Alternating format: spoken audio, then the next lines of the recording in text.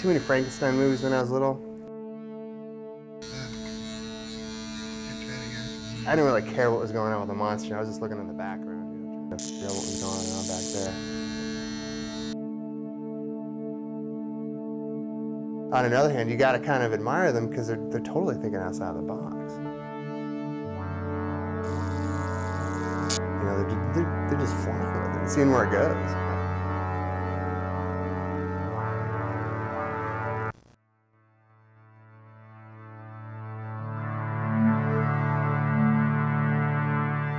I was always interested in electronics ever since I was a little kid. You know, I'd get little light bulbs to work and be really fascinated, you know, and I'd be making like flashlights and stuff out of cardboard. And I'd have a little red wagon and I'd be dragging it around to people's trash dumps and stuff, you know, like 5 o'clock in the morning on Wednesdays when I was about 5 and 6, and just get clocks and whatever I could get my hands on. Just the rest of the day or the rest of the weekend, I'd just sit on the living room floor and, you know, take it apart, and I'd put everything in little buckets. And that just kind of graduated into going to like real dumps, scrapyards up in Baltimore when I moved back here, military scrapyards, and I'd take a big box of tools up there and just sit down in the corner and take apart helicopters and planes and old computers and stuff. And then I started like getting interested in high voltage electricity because that was kind of out of control, you know, with like Tesla coils and sparks jumping and stuff. It seemed really kind of dangerous.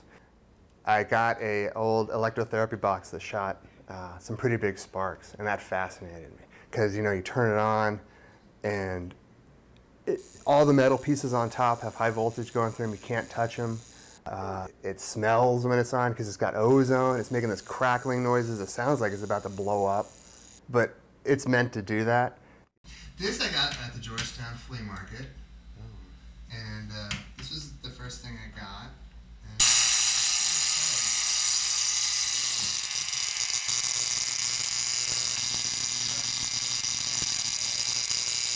I don't think that thing ever did anything to help people medically, but it was so cool. You know, it's just this box that was like that someone built, and it was just amazing to me, you know, that it would do that. You know, and just and primitive too. I mean, you know, like the metal work and stuff. Again, it goes back to the old Frankenstein movies. You know. Most of the stuff I collect is in the vein of electrotherapy, which is at the turn of the century, people started coming up with a lot of uses to use electricity in medicine. And it was at the same time, people were kind of discovering electricity in the first place. It was starting to go into houses. They were coming up with batteries and different types of transformers. And they were also coming out, and they were trying to figure out how they could use electricity to heal people. And they're kind of just making blind stabs at some things. And actually, there was a lot of serious research going on also.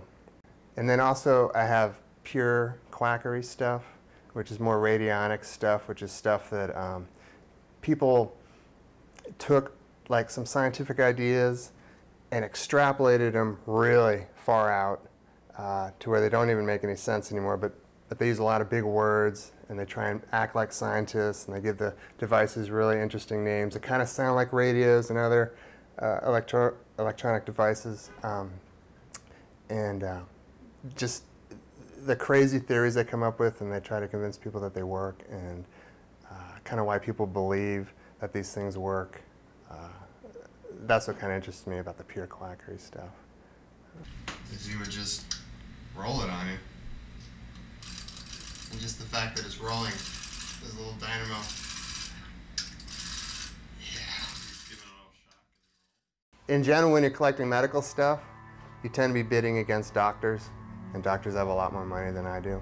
So kind of my little niche thing was that I could get things that were not in great shape and fix them up. So I could get them, I could actually afford things like that and then fix them up, and I'd have something that was worth much more that I couldn't get if it was actually in working condition, if I bought it like that. And it was also, you know, it kind of goes back to me tinkering in junkyards too. I love going into them and finding, you know, if it's broken, getting the spare parts, you know, having to search for that stuff, learning about old technologies and stuff like that. So yeah, a lot of the stuff are refinished and got electronically working and everything. So the bigger boxes could easily kill you if you didn't know what you're doing. a lot of amperage, a lot of high voltage. So that's one of the things that attracts me to them. They're extremely dangerous, the electrotherapy ones. You know, first you got to understand that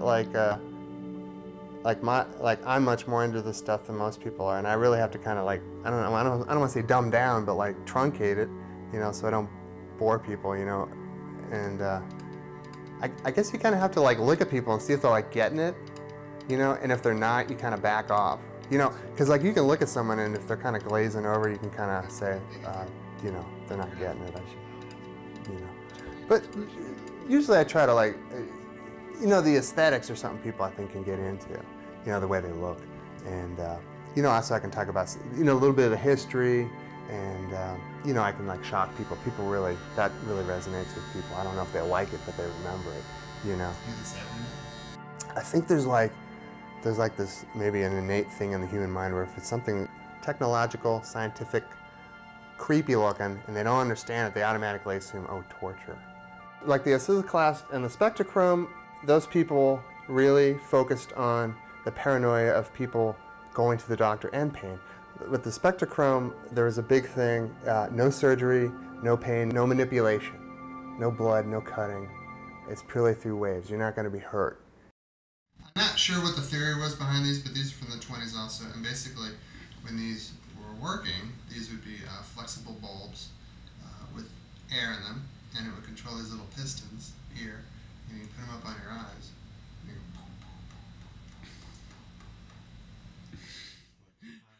Back at the turn of the century when they made this stuff, doctors' offices weren't so much in hospitals, they were in people's houses. You know, they were a room up in a big mansion somewhere. So the makers of this equipment really made it like fine furniture. I mean, it's, you know, solid mahogany or solid oak, the glass is beveled, I mean, everything's nickeled.